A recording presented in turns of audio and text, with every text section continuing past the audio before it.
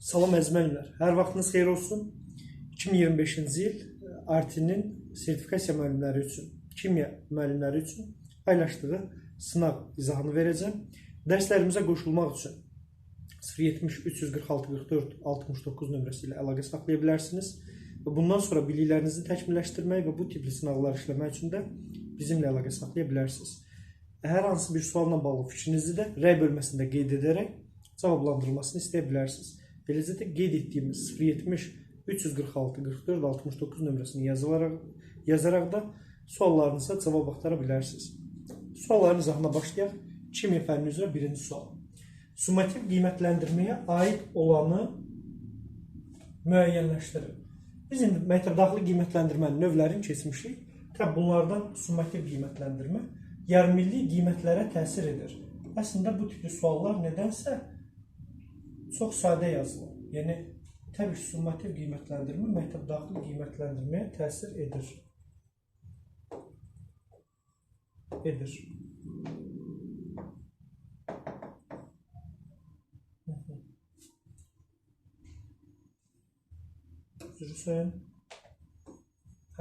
Məktəbdaxili yarımillik qiymətləndirməyə təsir edir. Çünki yarımillik summativ qiymətləndirmə əsasında çıxarılır. Biz artıq bunu keçmişik. Yarımillər hesablandıqda summativ əsasında hesablama aparılacaq və bu doğrudur. Bizə aid olanı istəyir. Birinci sualımız asan oldu. Cavab oldu A bəndi. Sual 2. Müəllim şagird dərsdə söhbət etdiyinə görə ona bütün sinfin qarşısında irad bildirir. Hər kəsin önündə müəllim şagirdə irad bildirir. Və bu davranış müəllimdə hansı bacarığının zəif olduğunu xəbər verir. Bunu yadda saxlayaq. Bunu bütün müəllimlərimə deyiləm. Dinləyən bütün müəllimlər. Mükafatlandırma bütün situasiyalarda da bunu axtarır. Mükafatlandırma hər kəsin önündə. Cəzalandırma tək başına olmalıdır. Yəni, burada hər kəsin önündə müəllimin irad bildirməsi doğru deyil. Yanlış addımdır. Bəs müəllimdə hansı bacarığının zəif olduğunu göstərir? Yəni, sinfi effektiv şagird münasibətini doğru qurmur. Müəllim-şagird münasibətini. Təlim materiallarını şagirdlərin yaş xüsusiyyətinə uyğunlaşdırmaq. Bununla bağlı belə bir şey deyə bilmərik. Söhbət etdiyinə görə, yəni materialları şagirdin yaş xüsusiyyətinə görə qurmaq buna aid deyil. Bu artıq açıq-aşkar özünü göstərir. İntizam pozuntularına qarşı sərt reaksiya vermə bacarığının zəif inkişaf etdiyindən xəbər verir. Burada deyir zəifliyindən xəbər verir. Burada deyir sərt reaksiya vermənin zəifliyindən xəbər verir. Olmadı. Bu deyil. Sinifdaxili kommunikasiya. Kommunikasiya ünsiyyət deməkdir. Və pozitiv intizam qorumaq bacarığı. Pozitiv şəkildə intizamı qorumaq bacarığı müəllimin zəifdir. Doğrudur. Yəni bunu hər kəsin önündə etməsi pozitivlikdən kənardır. Cavab olacaq C bəndi. 52-ci sualda C bəndi. Növbəti. Şagird hər gün dərsə gecikir. Müəllim də hər dəfə onun gecikmə səbəbini soruşur. Nəticədə hər gün tədris prosesi bölünür və bu hal sinfin idarə edilməsində hansı yanlışlığa yol verildiyindən xəbər verir. Hər gün gecikir, hər dəfə gecikmə səbəbini soruşur müəllim. Bu bizim prosedur qoymuşduq və gecikdikdə şagird sinfə dərsə gecikərkən etməlidir. Onunla bağlı qoyduğumuz prosedur nə idi? Sakitcə qapını açır, keçir, əyləşər və dərsin sonunda ola bilsin, problemin səbəbini müəyyən edə bilər. Dərsə qaldığı yerdən davam edir. Amma hər gün sinfin önündə həm fikrimiz yayınır, həm şagirdlərin fikri yayınır, həm bu şagird hamının önündə utana bilər. Biz sonda müəyyən edib, səbəbi müəyyən etməliyik, sonda söhbət edib. Səbəbi müəyyən etməliyik və aradan qaldırma yolu axtarmalıyıq, elə ilk dəfədən. Amma hər dəfə eyni şeyi təkrar edir. Bu, hər dəfə gecikmə səbəbini soruşur. Hansı yanlışlığa yol verildiyindən xəbər verir. İndi gəlin, hansı yanlışlığa yol verildiyini tapaq. Şagirdlərin ciddi davranış problemləri vardır. Bunu deyə bilmərik. Bunu qoyduq kənara. İdarə etmədə qayda və prosedurlardan istifadə olunmur. Bəli, prosedurumuz olsa belə olmazdı. Çünki biz proseduru nə deyirdik? Sakitcə qapını aç, kes və qaldığın yerdən dərsə davam et. Bunu etmədim. Hər dəfə soruşdum. Hər dəfə soruşmağım doğru olmadı və cavabımız olacaq elə 53-də B bəndi. Bu sual çox, hədə 53-də. 53-də olacaq B bəndi çox çətin deyil. Bu belə. Açıq, cavab rahat qoyulub. Yine integrasiya sualı ve demişik ki integrasiya sualı en azı bir integrasiya sualımız var. Ona göre de dikkatli oluruz. İntegrasiya sualı. Tapşırıq. Təsəvvür edin ki, ekoloji problemləri araşdıran qrup üzvüsünüz. Ekoloji problem araşdırırsınız. Sizə müəyyən bir ərazinin içməli suyunun dadı, iyi və tərkibi ilə bağlı şikayət daxil olunmuşdur.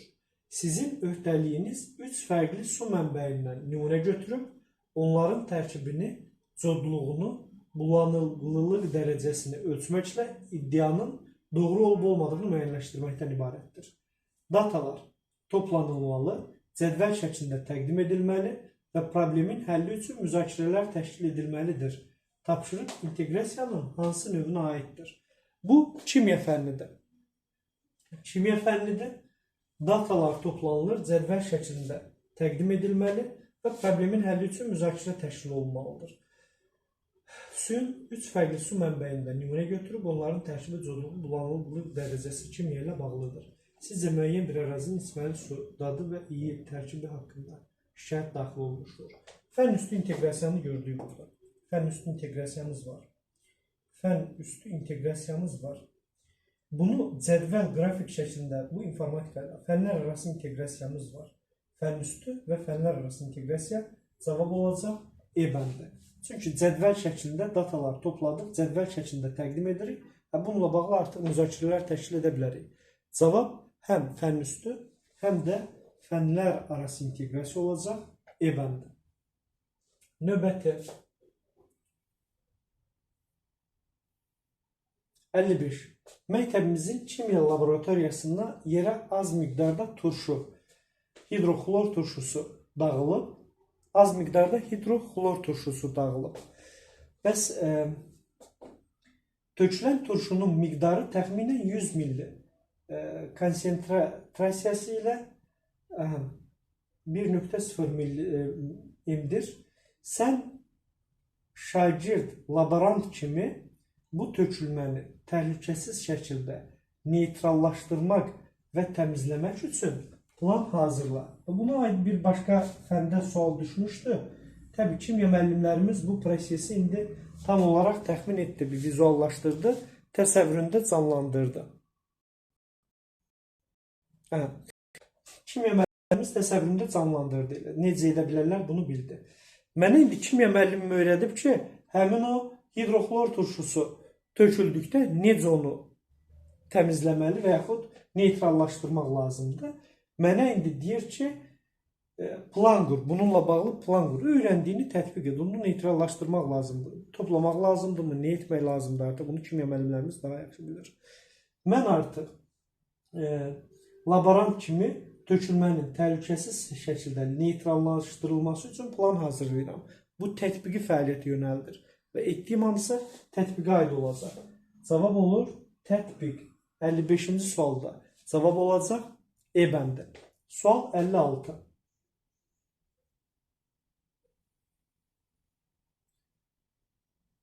Sənin laboratoriya yoldaşın X ilə işarələnmiş məlum bir metalla təcrübə aparır. Heç mənim laboratoriya yoldaşım X ilə işarələnən filan metalla nə aparır? Təcrübə aparır. Bu metal hidroxlor turşusu ilə reaksiya girmiş və nəticədə hidrogen qazı ayrılmışdır. Olsun. Standart temperatur və təzyiq şəraitində toplanılan hidrogen qazının 448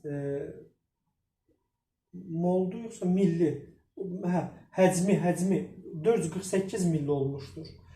Və bu zaman 0,50 qram X metalı hansı ki hidroxlorla reaksiya girmişdir. Həmin o X metalı 0,50 qram X metalı istifadə edilmişdir. Təcrübə zamanı istifadə olunmuş metallı müəyyənləşdir. Bizim üçün məsələ qrup burada. X metalın verib və X metalı nə qədər hidroxlor turşusu ilə reaksiya girib və hidrogen qazının həcmi, ayrılan qazın həcmi bu qədərdir. Bu kimyəvi məsələdir. İndi biz hansı metalla reaksiya girdiyini müəyyən etməliyik. Məsələni həll et. Məsələni həll et olacaq. Məsələni həll et, tətbiq. Cavab olacaq tətbiq. Əslində sual çox çətin deyil. Tarix müəllimi kimya məsələsini hansı formada oxuya bilər, o formada oxudum. Amma ümumi məzmun nədir? Məsələ verir və deyir ki, metalın həcmini müəyyənləşdir. Metalın istifadə olunmuş metalın özünü müəyyənləşdir. Hansı metaldır? Bunu tapmaq məsələ həll etməkdir. Bu məsələnin həllidir. Və cavab olacaq tətbiq. 56-cı sualda cavab oldu. B bəndi. Sual 57.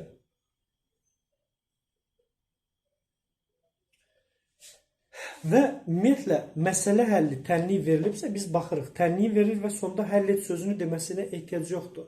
Yəni biz o həll et sözünü görməsək belə metalı müəyyənləşdir, elə həll et deməkdir. Diqqətli oluruq. Kimya müəllimlərimiz onsuz bunu daha rahat şəkildə görüb anlayacaqlar. Tətbiq. Müəllim şagirddən soruşur. Layihənin təhvil verilməsinə az qalıb. Müşahidə edirsən ki, qrup üzvlərindən biri öhdəsinə düşən məsələni tamamlamaqda çətinlik çəkir. Amma müəllim şagirddən soruşur. Təhvil verməyinə az qalıb. Müşahidə edirsən ki, qrupundakı bir nəfər çətinlik çəkir tamamlamaqda, lakin kömək də istəmir.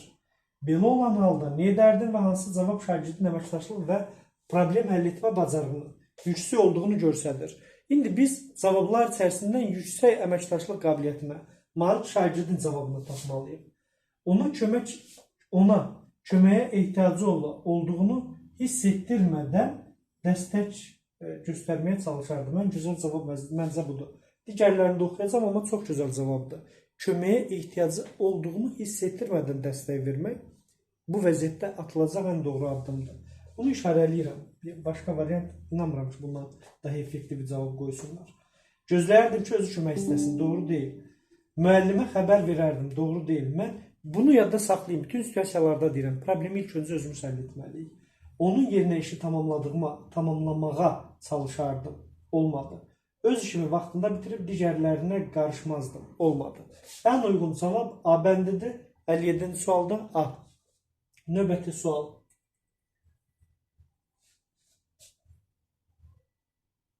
Əli 8-ci suala baxırıq. Bütün sual bura sığışır. Sinifdə plastiklər gündəlik rahatlıq yoxsa sinifdə plastiklər gündəlik rahatlıq yoxsa ekoloji təhlükə mövzusunda dərslər keçirsiniz. Plastiklər mövzusunda bunun dırnağın birini qoymamışam burada. Ona görə də başa düşmədim. Plastiklər, yəni gündəlik rahatlıq yoxsa ekoloji təhlükə mövzusunda dərs keçirsiniz. Şagirdlər qrupla işləyərək təqdimat hazırlayırlar. Bir qrupa yaxınlaşdıqda görürsünüz ki, bir şagird bütün işləri tək yerinə yetirir. Digərləri isə diqqətsizlik və passivdir. İndi mövzuda dərs keçirəm. Qruplarla işləyirlər. Qrup işini yadda saxlayaq. Qruplarla işləyirlər. Təqdimat hazırlayırlar.